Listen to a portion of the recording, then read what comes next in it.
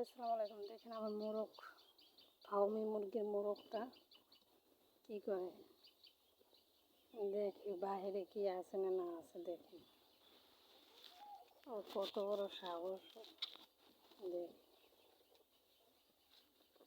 কি করে ওরা সবাই মিলে খাবার খাচ্ছে। কেউ গা খোটে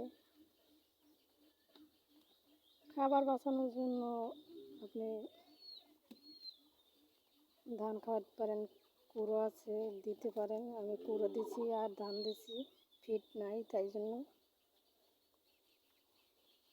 অল্প খায়, কিন্তু খাইতে খাইতে অভ্যাস হয়ে যাবে।